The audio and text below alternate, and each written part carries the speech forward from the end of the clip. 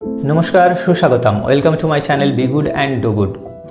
आजकेर एक गरम खबर सेटा हलो दुर्गा पूजार आगे भारते इलिश माछ रप्तानिर उपर निषेधाज्ञा प्रत्याहार करेছে बांग्लादेश। टाइम्स अफ इंडियाते प्रकाशित हয়েছে। तो बांग्लादेशेर अंतर्वर्ती सरकार शनिवार भारते इलिश माछ रप्तानिर उपर निषेधाज्ञा प्रत्याहार करेছে এবং घोषणा करेছে যে তারা 9 থেকে 13 অক্টোবর পর্যন্ত আসন্ন দুর্গাপূজা উৎসবের সময় 3000 টন ইলিশ রপ্তানি করবে। 3000 টন ইলিশ এদেশে রপ্তানি করবে সেই সরকার ঠিক করেছে। আচ্ছা, কেন হঠাৎ করে এরকম তাদের মত বদলালো? এতদিন যাবৎ যে যুদ্ধং দেহি একটা মনোভাব, ভারতে ইলিশ মাছ পাঠাবো না, ইলিশ মাছ না পাঠিয়ে আমাদের আভ্যন্তরীণ চাহিদা পূরণ করব, কিন্তু বিভিন্ন খবরে প্রকাশ পেয়েছিল যে বাংলাদেশে কিন্তু ইলিশ মাছের দাম কমেনি, উল্টে বাংলাদেশের কিছু বৈদেশিক আমদানি বন্ধ হয়ে গেছিল।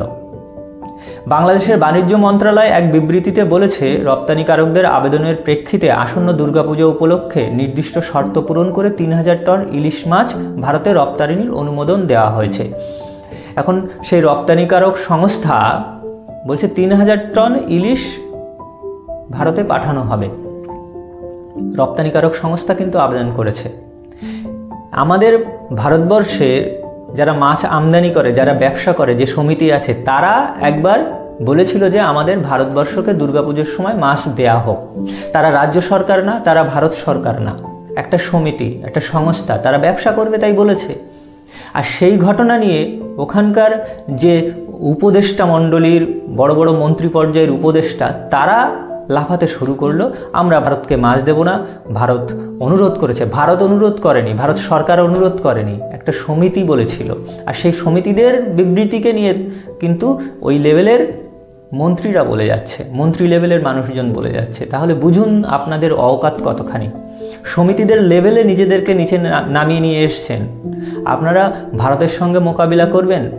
হাসিনা থাকাকালীন প্রত্যেক বছর দুর্গাপূজার সময় কিন্তু এই ঘটনা হতো, ইলিশ মাছ প্রচুর পরিমাণে আসতো। কখনো কখনো যে নিষেধাজ্ঞা আগে দেয়া হয়নি তা কিন্তু না।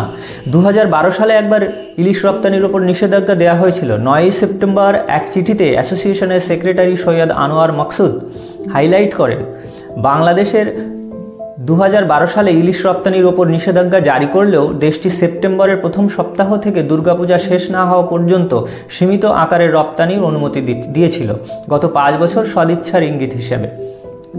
ইলিশ মাছ যে দুর্গাপূজার সময় দেয় না তা নয়, হাসিনা থাকাকালীন আসতো, সব দিনই আসতো, মাঝে সাঝে বন্ধ করলেও দুর্গাপূজার সময় দেয়া হতো। এটা দুটো দেশের একটা ভালো সম্পর্কের ইঙ্গিত। কিন্তু সেখানকার ভারত বিরোধী মানসিকতা গড়ে তোলার জন্য একদল দেশবিরোধী, তারাও আসলে দেশবিরোধী, দেশের ভালো মন্দ তারা বোঝে না, তারা কিন্তু এই ধরনের রটনা করে যাচ্ছে।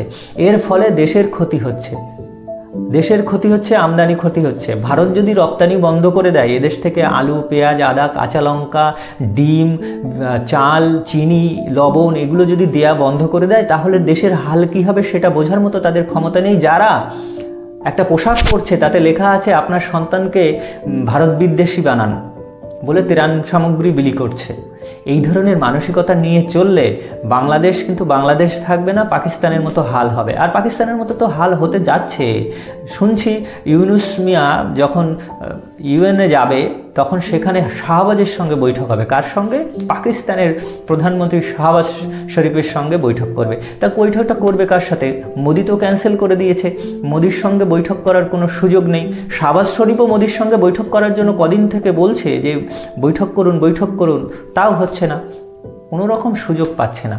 তো বাংলাদেশ আর পাকিস্তান, তোমরা নিজেদের মধ্যেই তাহলে বৈঠক করো, আমরা আমাদের মতো থাকি, পরবর্তীকালে দেখা যাবে জিও পলিটিক্স কোথায় গিয়ে দাঁড়ায়।